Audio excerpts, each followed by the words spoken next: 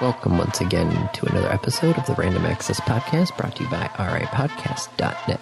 This is episode 796, recorded live on June 1st, 2024. And here are your hosts, the man who wasn't paying attention to the rocket launch today, Dave Pillay.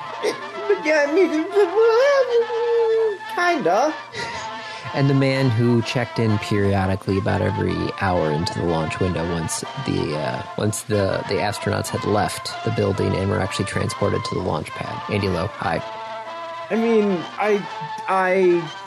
you sent a group text with 6 minutes to go. 6 minutes left, and I'm like, oh, there's a rocket launch, and I'm like, well, I just got my coffee, so I made my way over to the TV. I sat down, I turned on the TV, I turn on YouTube, I go to the thing because it's one of the first ones up there. It loads, and it loads in at like 3 minutes and 55 seconds till launch, and I'm like, sweet, perfect timing. I get to watch the very final stages, and I get to wait. Why did the clock stop?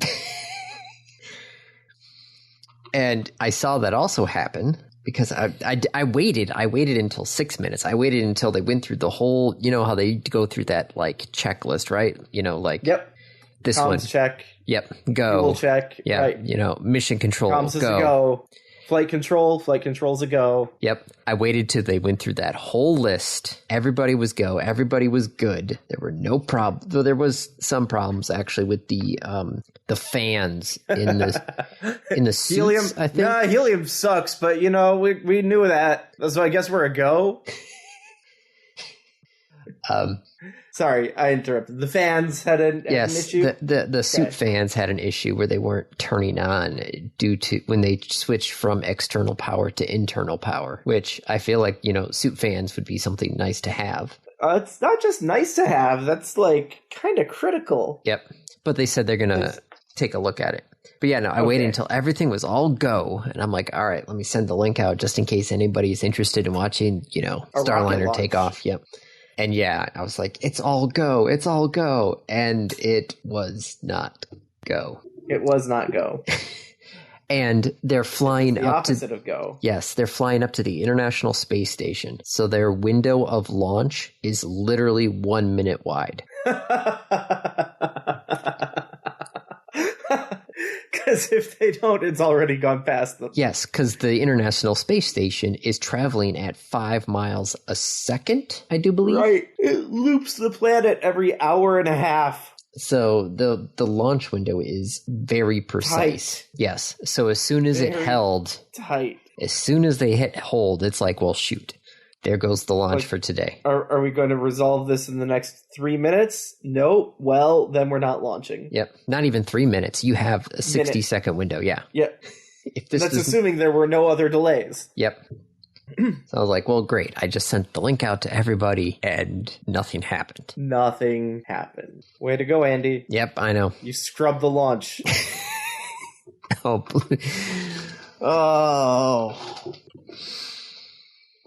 Well, do we want to get into this topic right away, or do you want to do any pleasantries before we get into the topic? Hey, I'm not the one who insinuated that I wasn't watching the launch at all. No, that's true. You wasn't paying any attention to the launch, I believe was the words. Yes. I paid attention once I knew it was happening. And then as soon as I started paying attention, it wasn't happening. Yep. Yeah. So, how are you, Andy? I'm good. It's been a good week. We had our wedding anniversary on the 31st. Not the 31st, the 30th. I should remember exactly. 2 days ago. Yes, 2 days ago, not yesterday. That's okay. To remember my anniversary, which is the same as the dating anniversary, because we got married on our anniversary, I had to build it into one of my classes as an example. So then every time I taught the class, I could be like, right, that's my anniversary. Yep, that's a good one. Oh, but so did you guys go to the one restaurant that gives you free cake for your life for your anniversary? About that, there was an issue with that last year, wasn't there? Last year was the last year of that, I do believe. But we had gotten a message. Was it last year or was it the year before? I think we went last year just as a final hurrah. But yeah, no, we had contacted them about that because, we always contacted the bakery ahead of time just to let them know so they could, bake a cake for us. Right? Yeah. Because that takes time. You can't go to the restaurant and be like, yes, I'd like you to bake me I'd like a wedding cake. Yes. And? Hold on, I'm checking when the date was on the mail on that. Not sure, huh? I thought Kate had emailed me about that. May have been a conversation. Nope, no results. I don't know. But anyway, yes, no, they had sent us a mail going, yeah, we are not doing that anymore. And we're like, well, that's not great. They're like, but we can. Did you not sign like a contract or something? I don't know. I don't know if we had the paperwork still. I don't know. Yeah. I'm not sure if it was like officially in the contract as like a line item or if it was just one of the things that feels like if they're promising it to you. Yeah. It should be somewhere in the contract. But anyway, they said they're stopping it. Yes. So they didn't do it. They gave us two options. They're like, look, we can give you a gift card for the restaurant that expires in like 6 months or something like that. Yep. Or we can give you a night at the hotel between Sunday night, Monday night, Tuesday night, Wednesday night, and Thursday night. I would have been like, you can give me a night at the hotel every year. Because you owe me cake. Yeah. I'm like, hey, one of the reasons you picked the venue was for the cake. Yeah. So we're like, right, if you guys are just going to be that big of a dick to us, we're just, we'll just stop going. So we actually, we just stayed home. We went to Urbelli's. Well, we ordered Urbelli's. Yum. Yep. No, Megan got some buttered noodles, so I was able to get even more spaghetti noodles now in my Greek spaghetti because I love pasta. Just take her butter noodles? Yep. Yeah, the herby bread. We had the pizzas, and then we baked ourselves a cheesecake. Yum. All right, Dave. Cheesecakes are weird, but they're delicious. I know all right, plain cheesecake. Normally we have a caramel that we drizzle on top, but we don't have any caramel. Okay. Try doing Hershey's chocolate syrup. Yeah, no, that's what I just tried it, and I'm like, that was the chocolate actually kind of like overwhelmed the cheesecake. Yeah, that's too strong a syrup. What would you suggest for a cheesecake? Do you have any raspberries or strawberries or blueberries? Yes, we have plenty of strawberries. Strawberries were on sale. So at Meijer for like four pints for like $2. Awesome. Yeah. Awesome. You take the strawberries, you hull them, you quarter them, you put them in a saucepan with some sugar, and I don't remember the ratio of like sugar to strawberries. I think it's for like every pint of strawberries is like a half a cup of sugar. It's a lot of sugar. But look at it. You'll look it up. Okay. A little bit of water, a little bit of vanilla, and then boil the shit out of it and macerate, but not like fully dissolve the strawberries. And what you end up with is a really nice strawberry topping. Drizzle that on your cheesecake and it'll be fantastic. All right. It's strawberries, sugar, vanilla, a little bit of water. That's it. I'll see if we got some extra. I think we've got an extra pint of strawberries just sitting in there because Kate puts them in her smoothies. So if the strawberries start to go, she just freezes them because they're going in a smoothie. Hang on. Strawberry topping. Oh, Google fills in for cheesecake. Because Google knows. Google knows. 5 simple ingredients. Yeah, tablespoon of cornstarch, 3 tablespoons of warm water, a pound of strawberries, the zest and juice of a half a small lemon, and a 1/4 cup of granulated sugar. I don't have any lemons right now. We got lemon juice in the house, but not lemons. See note. Lemon. Lemon brightens the flavor. You need about 2 teaspoons of fresh lemon juice. Feel free to skip if needed. Oh, okay. So it's not critical, it just adds flavor. Yep. All right. You'll notice this one didn't have vanilla, which I highly recommend a little bit of vanilla. Yeah. No, I'll all right. Because we still have half the cheesecake left. I mean, cheesecake is good, but when it's a rich cheesecake, you just... Yeah. Also, if you have frozen strawberries, you can just use those. You're going to cook the shit out of them. Yep. Okay. In fact, the recipe says don't thaw. All right. I will have to try that. It's either that or we were going to go we got to go shopping this weekend because we are out of trash bags. Oh, no. Our Costco box of trash bags, the 300 trash bags. Finally ran out? And you had no more trash bags? No. I pull one out. Oh, shit, that was the last one. It's like one of those things where it's like, this box just goes on forever until it doesn't. And then you're like, oh, crap. We need to finally go out and buy more trash bags. We have it on our subscribe and save. Ah. So we have plenty of trash bags. We have chips on our subscribe and save. I have some meds, some vitamins, our filters for our water that I installed, and filters for our furnace as well, which is really convenient. Once the filters show up, it's like, oh, okay, time to change the filter. Perfect reminder. Unless Amazon, keeps on delaying my shipment like they've done. Uh-oh. Yep. Oops. It's most of the subscribe and save actually arrived today. The rest of it's supposedly going to arrive on Monday, but we shall see. Cool.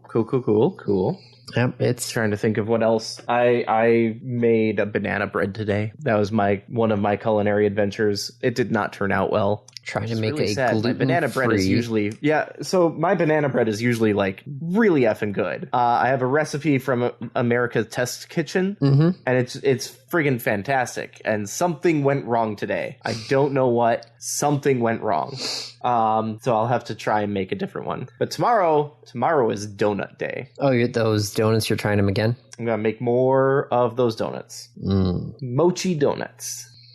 It's kind of all I got. It hasn't been much happening this week.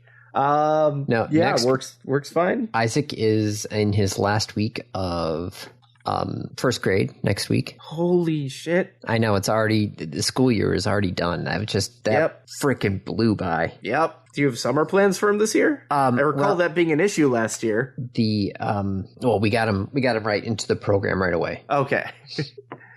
Yeah, last year the daycare didn't put out the sign up for that, and so basically everybody had already gone in and asked, and they had filled up the class just on siblings and other people. Yeah, so we got him in, squeaked him under the wire last year, but this year we were right on the ball, got him in. Okay, so yeah, we got that all good. Squared away.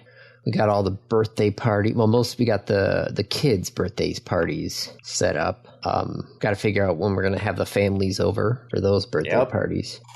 Let's see. The big project with the state police is starting next week. That's going to be very interesting because they're putting new security. There's a new encryption going in for one of the counties. Are you allowed to tell me this? I'm being very vague. Okay.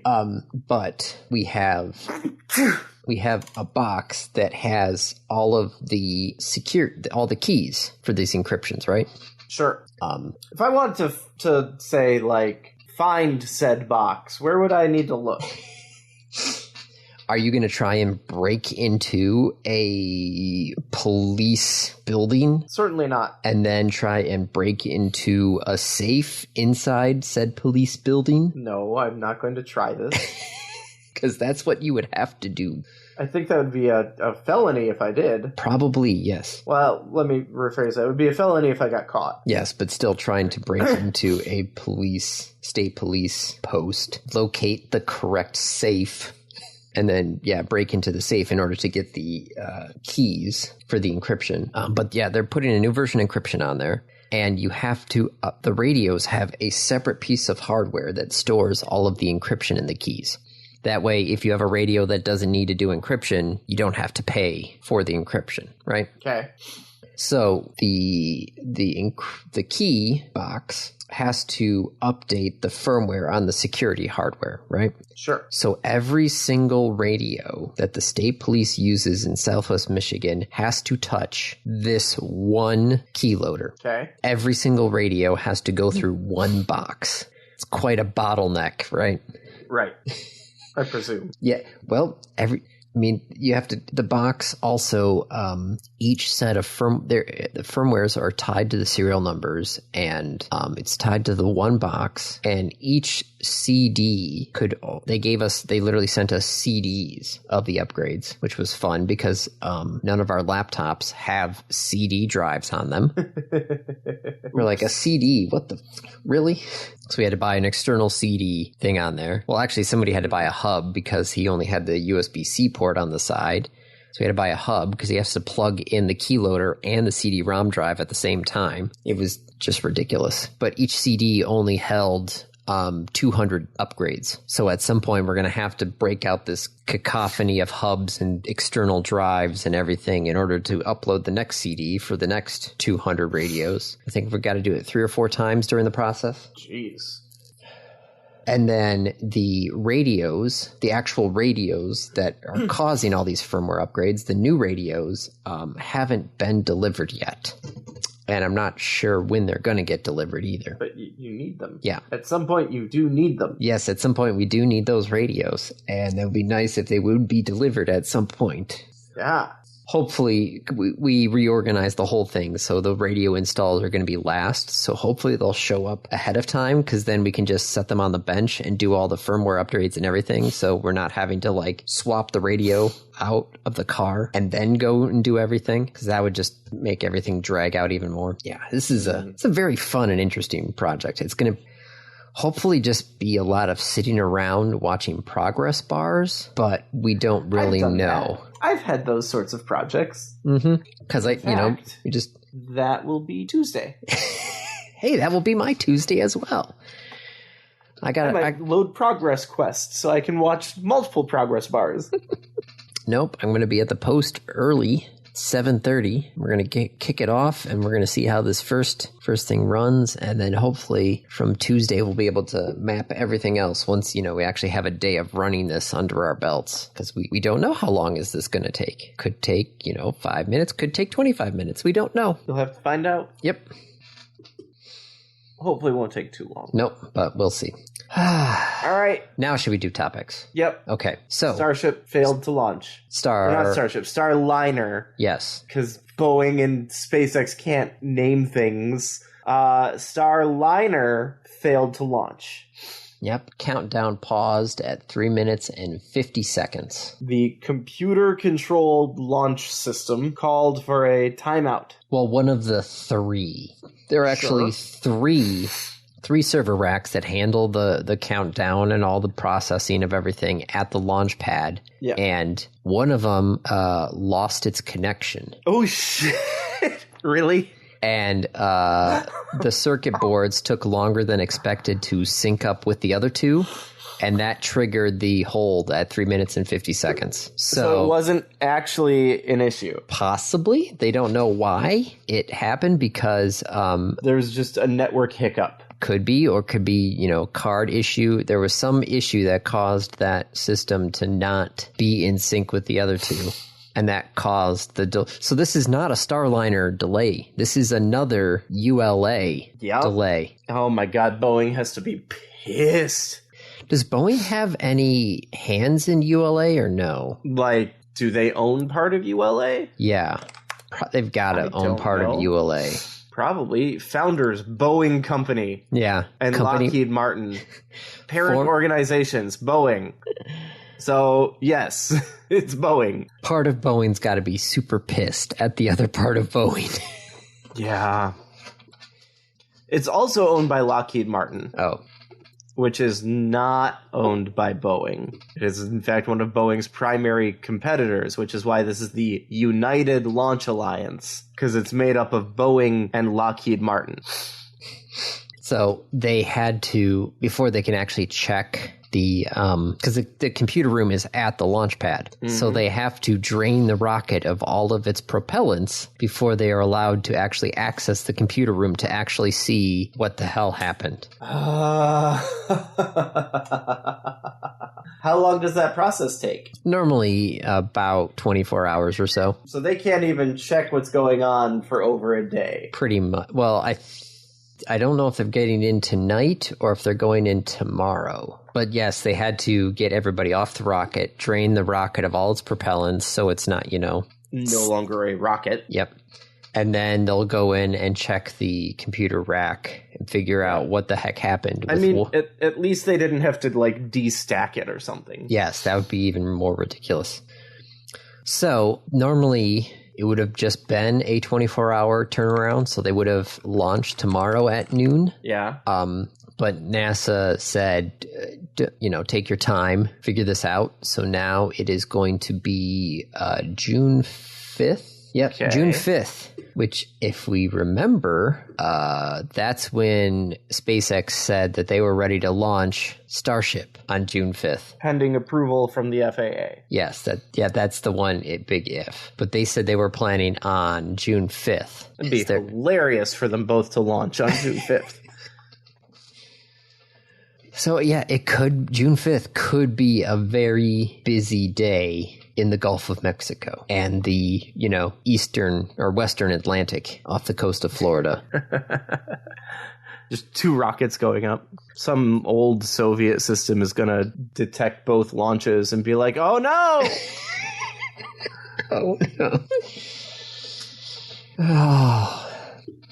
Like, now, guys, we are just launching rockets. Just rockets into space. They're coming back down in the ocean. Well, one's going to the ISS.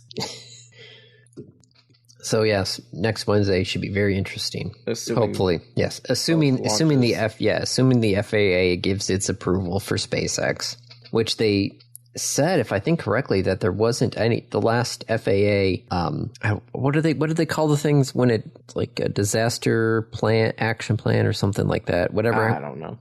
Whatever the FAA was requiring. Yes, after the failure of the last launch, that has sailed through without any problems. So they're just basically setting up for the approval of the next one. So we shall see. Yeah, I was saying that. Not only are we dependent on the FAA, but we're also dependent on Boeing and ULA not fucking up again. God, this has been so many times. How much money has been lost just because they've failed to launch 3 times? Like, how expensive is a launch? I don't know, because they have to go through all the stuff. What's really ridiculous is I follow NASA on Facebook. Sure.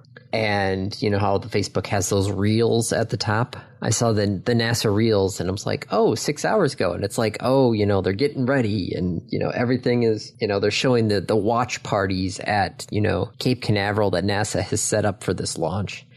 And all these, like they showed all the barbecue that they were doing out there and all this stuff, and they're ready to go, and you're seeing all the excitement, you're seeing the countdown clock, and then you see this like one reel, and it's like just says scrubbed. And just like, Yep. Prepping your social media, and then nothing happened. Yep. Okay. What else do we? What would you speaking like to talk of about? Space things that are not happening, do you remember Dear Moon? No. Okay, so a Japanese billionaire wanted to take Starship around the moon. Sure, I vaguely remember that much. Yes. He wanted to go, and then he picked basically he had a contest to try and get other people to, come with him to the moon. Okay. Various artists and, YouTube personalities. Well, that was announced back people who have like, I don't want to deny them. I don't want to gatekeep and be like, no, you don't get to go to, but like maybe not the right group to send this early on. I don't know. But so, yeah, he's going to fly him and 8 other people around the moon. Sure. On a Starship. This was announced back in 2018, and it was supposed to launch by the end of 2023. I mean, there was like a 2-year gap in there that nothing happened. Yeah. Just want to point that out. That, that whole, pandemic. Yep. I think anything that was supposed to happen that started before 2020 and it was supposed to happen sometime after 2020, a lot of it you have to like just add a year or 2. Mm-hmm. Well, the Japanese billionaire has now scrapped the project. Oh no, how awful. Yep. I'm so torn up and sad. He says the uncertainty over when Starship would be ready to fly his Dear Moon mission led him to cancel the flight. I can't plan my future in this situation, and I feel terrible making the crew members wait longer, hence the difficult decision to cancel at this point in time. Woe is me. Yep. So sad. Boo hoo hoo. Well, in that time, he this guy actually took a flight on a Russian Soyuz. Yes, I was like Suez. No, that's the canal. That's not a rocket. He spent 12 days up in the International Space Station. So I'm guessing he's already gotten his space fix. Yep. Like, I went up. It was fun. I don't know, man. Going around the moon and going to the ISS are two very different experiences. That's like going to the beach here in Michigan and then going to Hawaii. Right. Like, just very, very different. Yeah. Yes, you're on the water, but it's very different. So that has been canceled. Which, people were like, oh, why did he cancel? Why did he cancel? And part of me was like, well, he canceled because he had a contract signed back in 2018 that he was supposed to launch Starship by the end of 2023. They didn't do that. They didn't deliver. So he canceled the contract. I feel like this is just a normal, business transaction, right? I mean, possibly. It depends on what the contract included, right? Yeah. Yeah, there's probably... Was there an option to cancel versus an option to get, some money back, but still go? I don't know. He was also one of the earlier financial backers of the Starship program. Right. And then, NASA I'm sure picked... he still has an investment in it. Yes, but probably, nothing like the... How many billions of dollars NASA is giving SpaceX for Starship now? So many billions. Assuming it works. Yep. They have to get it to work. Yep. Once the rocket goes up, who cares where they come down? That's not my department, says Werner von Braun. All right, let's see. Other things that are canceling. iFixit used to have a deal with Samsung that, iFixit would, help be the repair source for Samsung and everything. Sure. Since they're doing it anyway, right? Like, yes. That's their thing. That's their shtick. They have all of these resources. This was just Samsung, making it official. Yes. And? Well, iFixit says that they're ending the repair partnership with Samsung because it feels Samsung just isn't participating in good faith. Oh, that's hardly a surprise. As we tried to build this ecosystem, we consistently faced obstacles that made us doubt Samsung's commitment to making repair more accessible. We couldn't get parts to local repair shops at prices and quantities that made business sense. The part prices were so costly that many consumers opted to replace their devices rather than repair them. And the design of Samsung's defeats the whole purpose. Yeah, the design of Samsung's Galaxy devices remained frustratingly glued together, forcing us to sell batteries and screens in pre-glued bundles that increased the cost. So, the idea was there. Yes. It's just Samsung didn't do what they needed to do. They didn't do what they had press released to do, which I'm not surprised at that one either. Right, shocker of the year. Phone company doesn't take steps to prevent phones from breaking. Or, make it easier for people to repair their phones. Something planned obsolescence. Yep.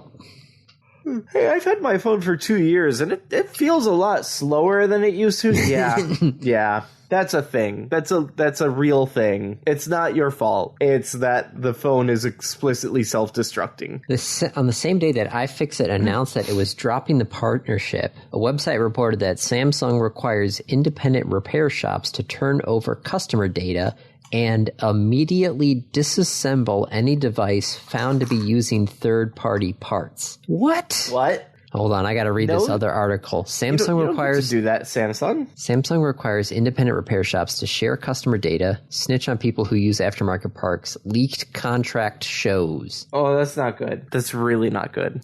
Oh, yep. Here we go. Contract terms of use, section 3.6.2. Companies shall immediately disassemble all products that are created or assembled out of, comprised of, or that contain any service parts not purchased from Samsung, with the exception of those service parts described later, and shall immediately notify Samsung in writing of the details and circumstances of any unauthorized use or misappropriation of any service parts for any purpose other than pursuant to this agreement. Samsung may terminate this agreement if these terms are violated. Wow. That last part sounded more like you can't be a reseller. Like, we're selling you these parts so that you can repair phones. You can't just, like, put them on eBay. And I'm okay with that part. Yes, but the starting rest off of it. Yeah, saying that you need to disassemble all products that have anything not purchased from Samsung in them, and then notify Samsung in writing of the deals. Oh, boy. Yeah, I don't think you get to do that. Samsung, I don't think you get to do that. Samsung also requires the daily uploading of details of each and every repair that an independent company does into a Samsung database at the time of each repair, which includes the customer's address, email address, phone number, problem with the phone, their phone's warranty status, details of the customer's complaint, and the device's IMEI number, so they get your IMEI number, which that's basically your phone's like serial number, isn't it? Yes. Yeah. International Mobile Equipment Identifier number. Unique 15-digit... Unique identifier for your phone. Yep. Every mobile phone in the world has one. Oh, boy. Wow, Samsung. Yep. Wow, Google. So you just heard me typing, I presume. Yes. I have our Google Sheets document up because we're talking about topics. So this is where we have our topics. But I noticed on the right side is Gemini. Do you have a Gemini in your Google Sheets? I do not. Oh, I have Gemini in my Google Sheets. And it was like, hey, like summary of document. This looks like a list of topics for like technology and space and gaming. And I'm like, that's exactly what it is. And so what I typed out was organize these topics and provide summaries for each for the purpose of a weekly news and brief podcast. And it did. Sort of. It's not entirely accurate. I think it's guessing as to what the topics are, because iFixit and Samsung is iFixit partners with Samsung to improve the repairability of Samsung devices, promoting sustainability. That's not what the article's about. No, that is exactly the opposite. But another Starliner delay. Boeing's Starliner spacecraft faces another setback, delaying its crewed flight test. So, like, it figured that out. Yep. Let me ask it, the copper and EVs. Yeah, let's see what it thinks about that. Copper and EVs. The increasing demand for copper in electric vehicle headlights. In electric vehicles highlights the need for sustainable sourcing and recycling. That's not too far off. The researchers at Cornell and U of M basically did a study of how much mining of copper are we going to need to do if we just do business as usual, and if we start to severely ramp up the amount of electric vehicles produced. Business as usual says that over the next between now and I think 2035. Hold on, let me pull up the actual report because it was that's not the right page. No, I don't want to download it. I wanted to actually look at it. I had it up here I swear, a little bit ago. All right, where is it? Going through my history. Search history. This is the second time now I've gone through. And search your history? Yes. Maybe you need the new Windows 11 snapshot thing. All right, so yeah, just to meet business as usual trends, they projecting copper supply and demand from 2018 to 2015, just as we're currently at, 115% more copper must be mined in the next 30 years than has been mined historically until now. Okay. That's a lot of copper. Yes. To electrify the global vehicle fleet requires bringing into production 55% more new mines that would otherwise not be needed. So how long until someone starts a company that mines landfills? For copper? For copper, for lithium, for other, like, rare earth metals. I don't At know. what point does it become economic to do so? At some point, it's going to. Yes. At some point, we're gonna start mining our old trash. I don't know, but that you point that out, and it makes sense, right? Plastic. Yeah. How about mining plastic is going to be a thing. Especially if you can get some sort of bacteria or something to actually break down the plastic down. Yeah, for some sort of energy source. Yeah. Like, that is getting close. But even just for melting and reforming it, certain kinds of plastic you can just melt. Mm-hmm. So, man, it is, I swear to you, it will happen. I don't know if it'll happen in our lifetimes, but it definitely is going to happen. Mining trash. But that's a lot of copper that they are requesting. Mm-hmm. They are pointing out that hybrid vehicles do not need as much copper as electric vehicles. Interesting. And if they were instead of being 100% electric, if they were all still hybrid, why? It would cut down on the... Oh, I know why. Because, in a hybrid car, and I guess I should know this because, I have a Prius. I'm trying to remember, there's two engines in the car. One's the gas engine, the other's the electric engine. But they both drive the main drive shaft. As opposed to most electric cars that really have 4 engines, one in each wheel. Mm-hmm.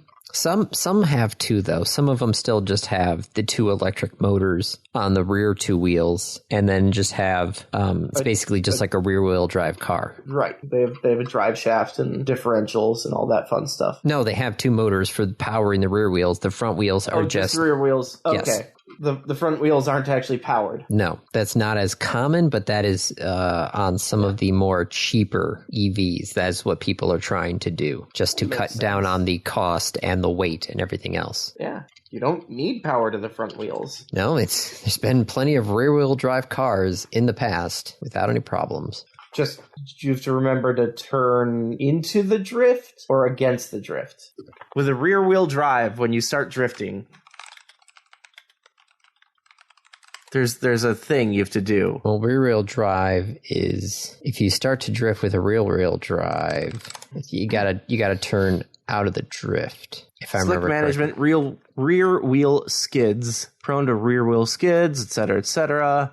Turn the car in the direction that the back of the car is sliding. So if the back of your car is swinging out to the left, which means the front of your car is going to start going to the right, you have to turn to the left and slow down.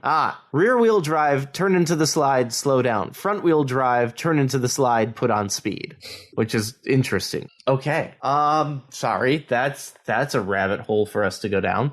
Mm-hmm. Netflix and Minecraft. Yes, Netflix has announced that they are making a animated Minecraft series. Okay. In collaboration with WildBrain. Who's WildBrain? Well, do you remember when we talked about Carmen Sandiego? Yeah. That was recently. Yes, that was WildBrain. Oh, okay. That's a fun group. Mm-hmm. So they want a Minecraft TV show. Hasn't this already happened? Someone wanted a Minecraft TV show? No, they said that they were going to do a Minecraft movie. Okay. But, that was announced before COVID and was supposed to be released after COVID. So, of course, that got delayed. So add 2 years to that. Yes. But, is that still a thing? The release date for the movie has been pushed to April 4th, 2025. Okay, so it's still a thing. Yes. It comes out next year. Yes. Minecraft, I mean, if you do it like the Lego movie, then you can do it. Because, like, Legos don't have a plot. Minecraft doesn't have a plot. So a Minecraft movie is really just a movie set in Minecraft. Similar, a Minecraft TV show. Like, we'll follow an original story with new characters. Well, no shit. What are we expecting to do? See Steve walk around? Like, yeah, it's going to be an original story with new characters. It better be. I do have to say, I have, Isaac for a bit was following various Minecraft YouTubers. Yeah. Now he's on Pokemon YouTubers. Ooh, AlphaRad? Well, no, people like Pokegenie or Pokemini or whatever her name is. He's Deep Pocket Monster, Pokeleaf. Nope, don't know either of those. Yeah, it's a couple of those, and then I don't know, some other guys. They're a little bit more annoying. Okay. So I don't pay attention to them. Has he discovered the wonder that is the Nuzlocke yet?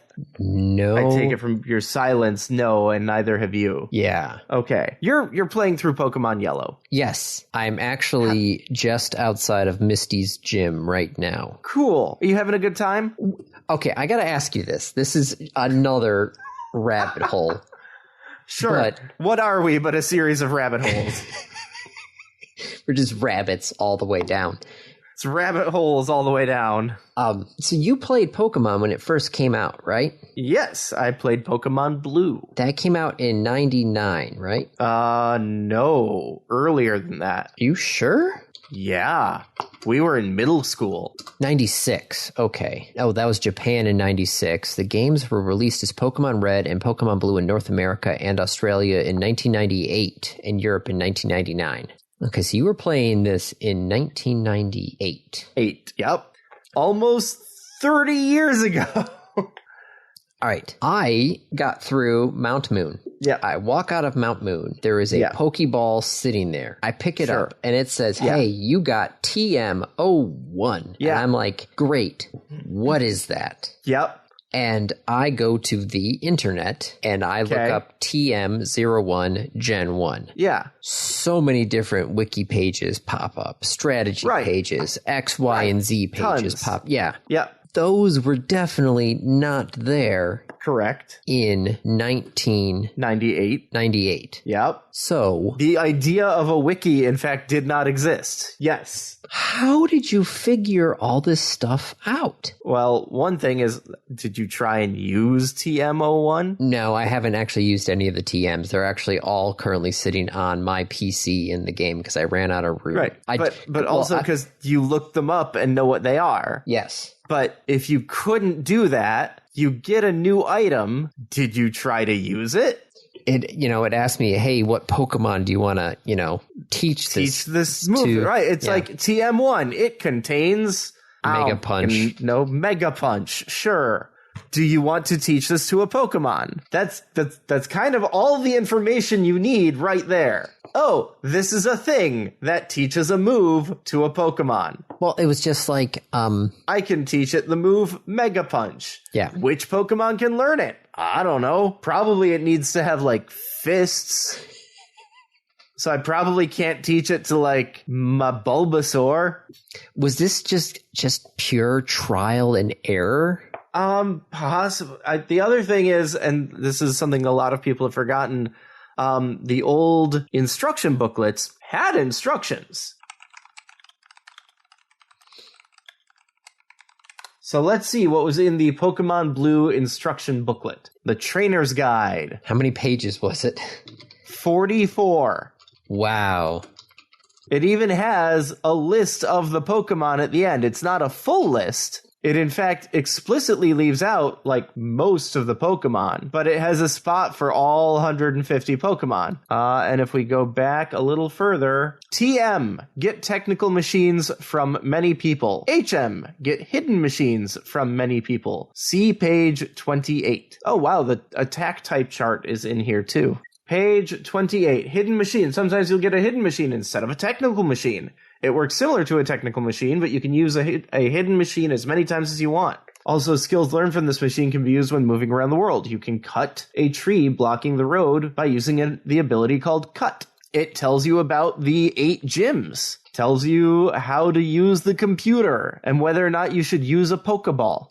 Like, it's a pretty well thought out manual. That's what I'm looking for. Oh my goodness, yeah, this Pokemon type chart would just be freaking... Let's just print that out. It has a world map. Yeah, print that. Well, you have the town map in the game, which is sort of helpful. Yeah, but the world map is, like, actually helpful. Yeah.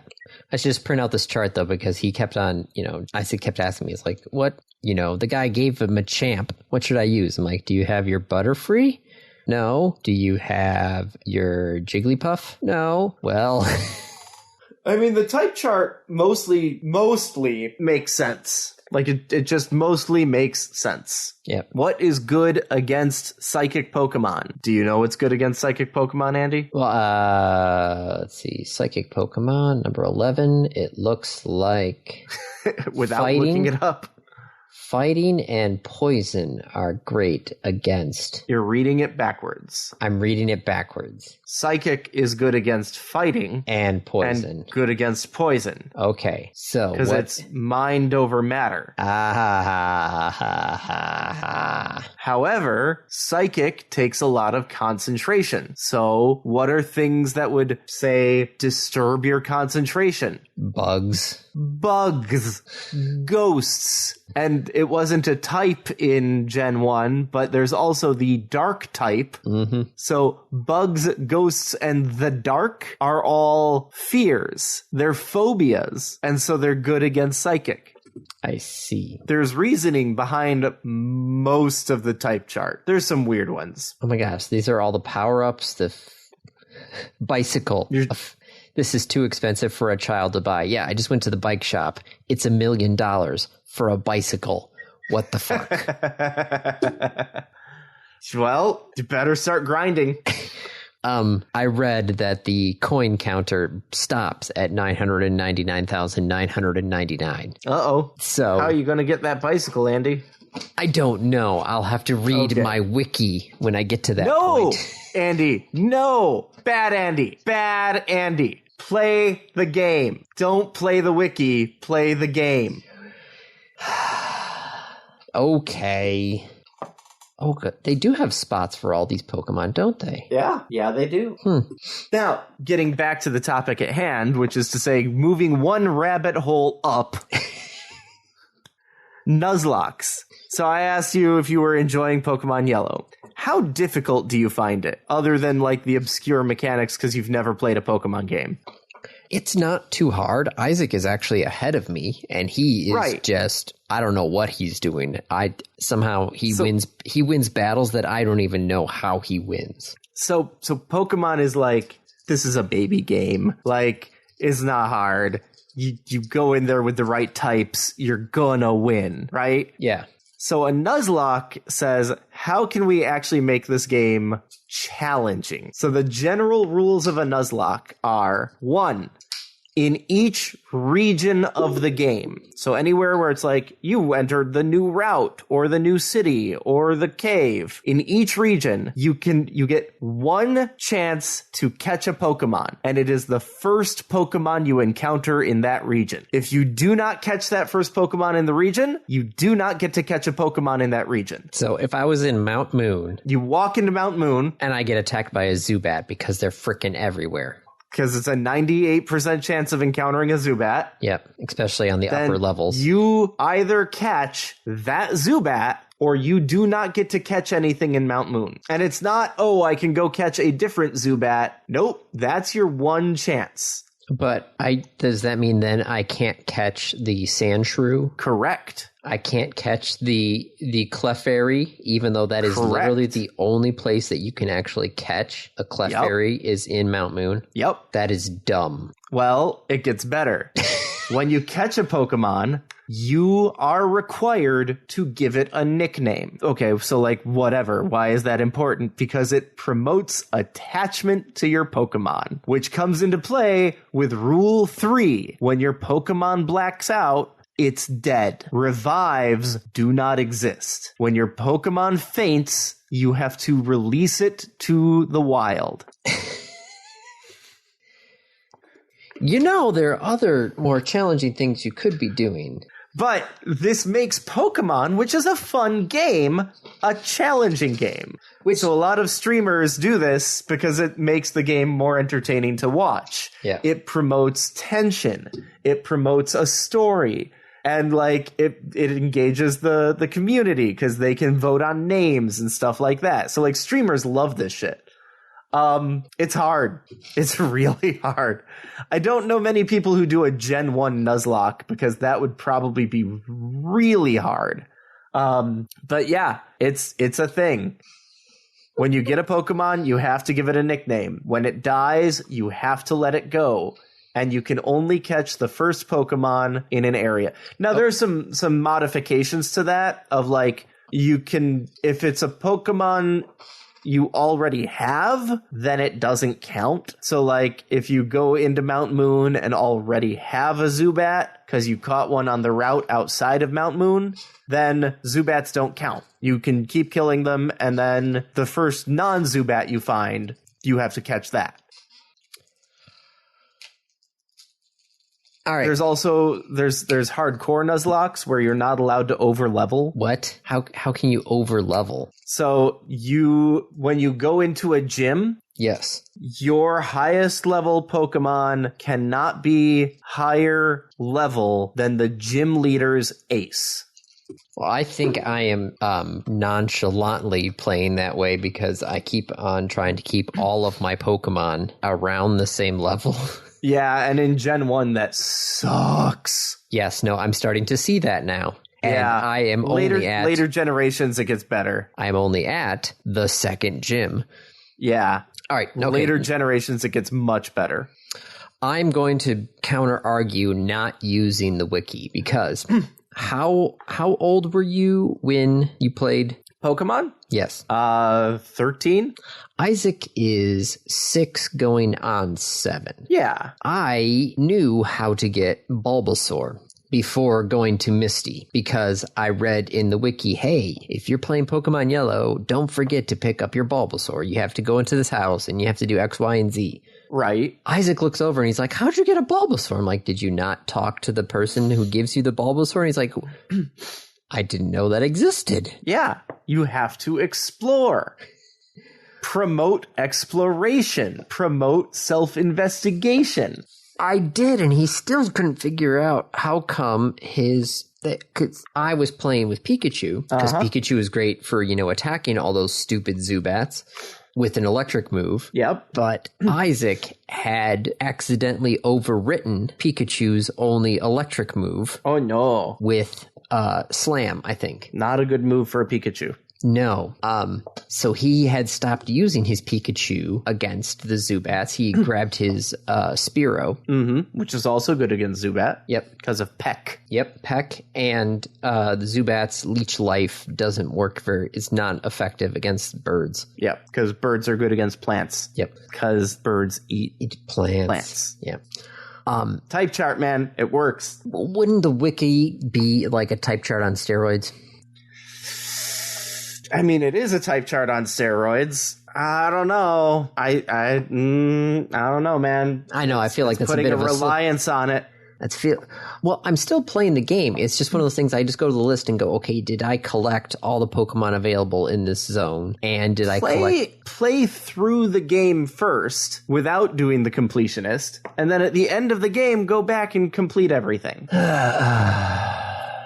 I still feel like, though, Isaac would not have gotten the Bulbasaur or the Charmander. Probably not. Without me knowing, hey, you need to go talk to this guy and you need to go talk to that guy. Yeah, probably not. Is that going to make it so he can't win the game? Is it going to make it where he then doesn't have fun playing the game? I would argue he would still be having fun without a Bulbasaur. I don't know. He seems really attached to that Bulbasaur right now. And the Charmander. Yeah, but if he didn't know about it because you didn't have it, you can tell him stuff that you discover. Play the game however you want to play it, Andy. I'm realizing that I'm gatekeeping and I shouldn't do that. Play the game and enjoy it. I'm just also trying to point out the fact that he is 6 years old.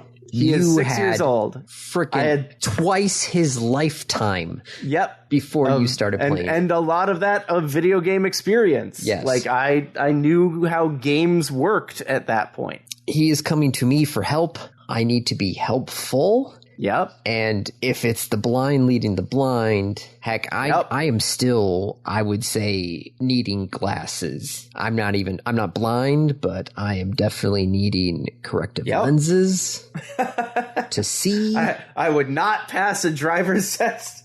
The little vision test for driving. Yep. Nope. Yep. I'm not quite there yet. I'm not quite Andy, there yet. play Pokemon however you want to play it. I'm glad that you're playing it. I'm glad that you're getting to experience playing it with Isaac. It's one of those things where it's like, I've known about it. We're watching the anime.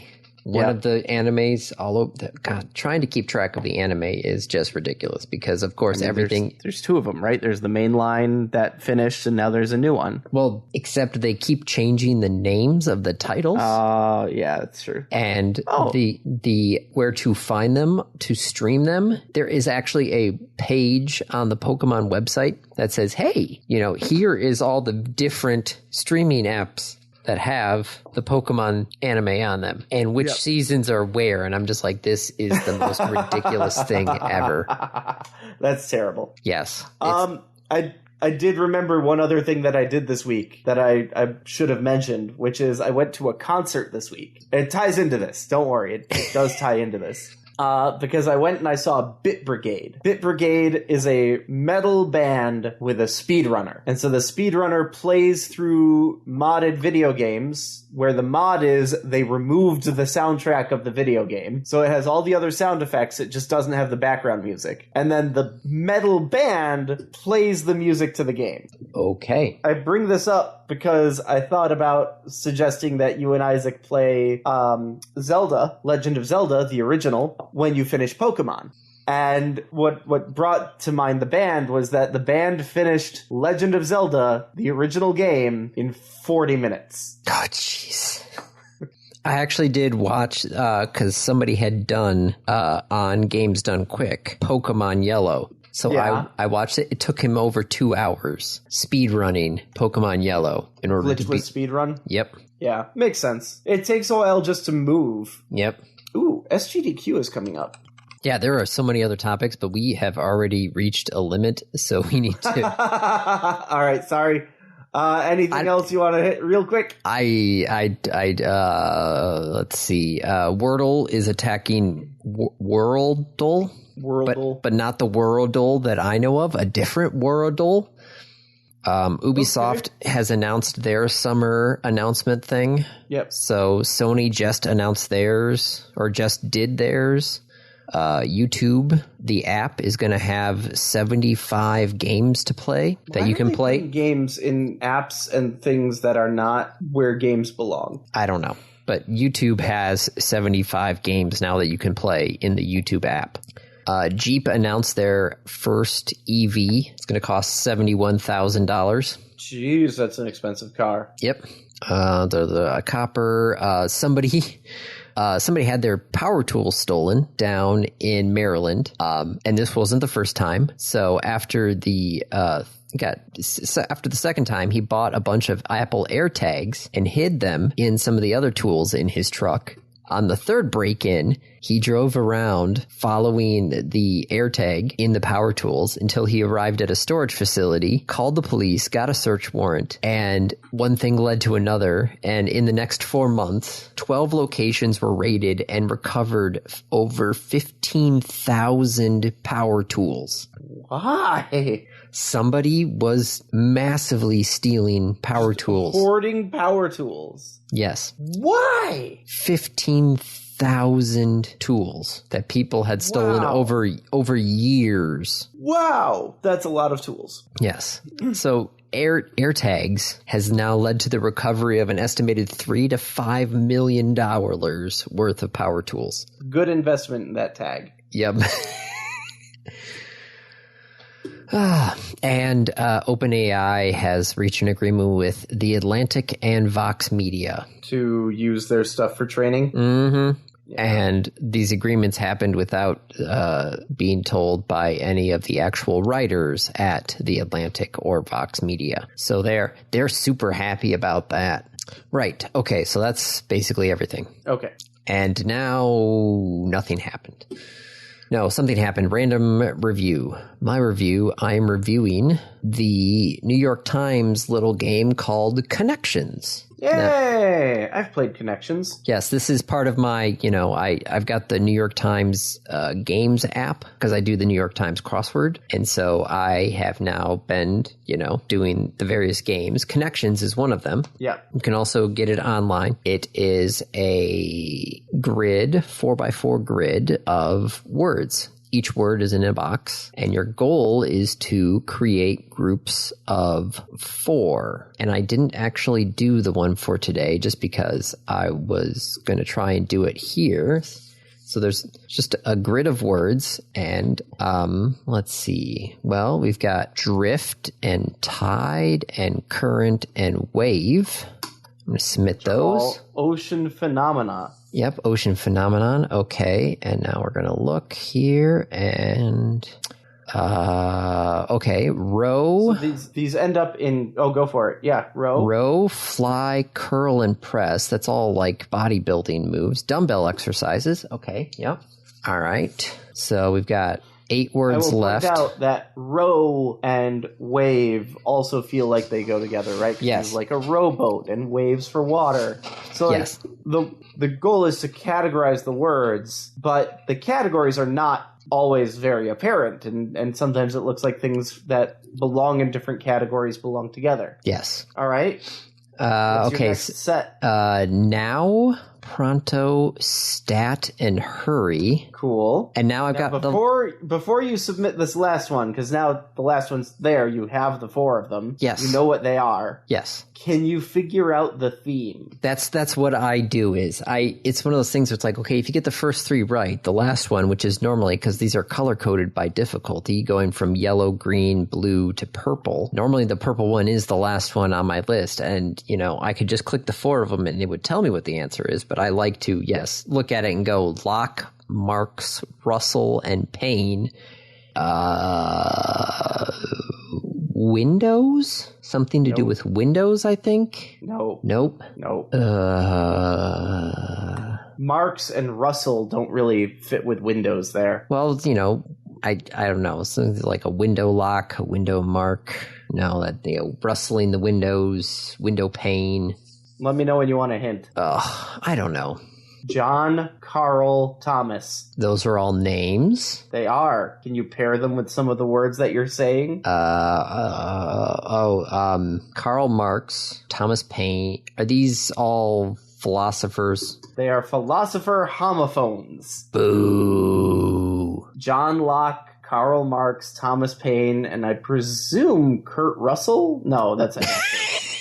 I don't know which Russell. Who's the Russell philosopher? I'll say it's not Kurt Bertrand Russell. Bertrand Russell. Kurt Russell. I don't know. Fuck it. Bertrand Russell. The philosopher. Yes, the famous philosopher Kurt Russell. As Kurt Russell once said, there's always big trouble in Little China. Oh, man. I don't know. Somebody's probably wrote some sort of philosophy thing about, Escape from New York or something. Wait, he played the kid in the Computer Wore Tennis Shoes? Really? I didn't know that. Wow. Okay. Sorry, that was a random bit of trivia there. But yes, no. So it's pretty easy. If you don't get the 4 right, you get like 3 wrong guesses, and then it's game over for you. And if you're close, it will tell you if you've got 3 of them right out of the 4. It will say, hey, you're close, but you're not there. But it's a fun little, quick game. I basically do it right after I do my Wordle. So I like it. If you've got, the New York Times subscription, I don't know. Can you do this without? Free. Oh, it is free? It's free. Yeah. Okay. Well, you don't even need the subscription then. So, it's a fun thing there. It works on vocabulary and, a little bit of mental gymnastics. So, Connections, little daily bite. All right, random topic, because it's almost 1 o'clock. I want to go to bed. Yeah. Letter openers. Are they just for old farts? I did not write that. That is literally the random topic, is letter openers. Are they just for old farts?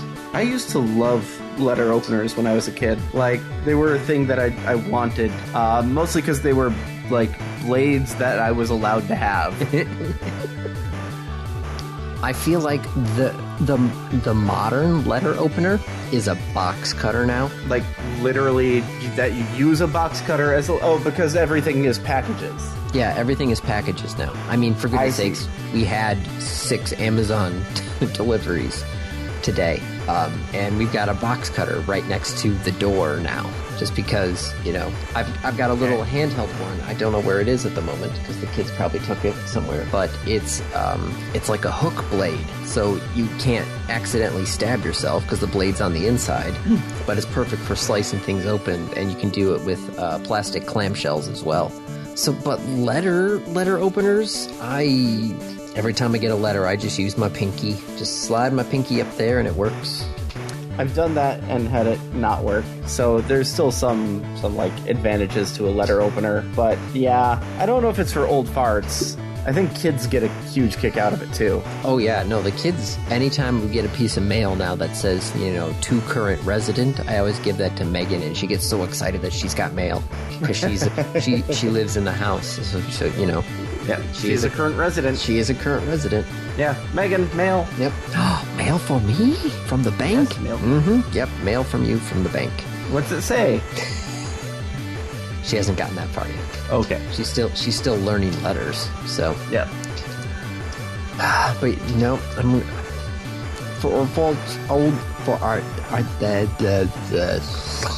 old farts. Yeah, sorry, I was drinking there and it just coated my whole mouth, it seems. Okay. Letter openers, are they just for old farts? No. Old farts and kids? Sure. Yes. Yes. On that note, it's 10 to 1, so I'm going to call it. Okay. Time. Yep, that's a wrap. This has been another episode of the Random Access Podcast. If you have any questions, comments, concerns, corrections, suggestions, remarks, reviews, rebukes, retorts, or just rants, feel free to contact us.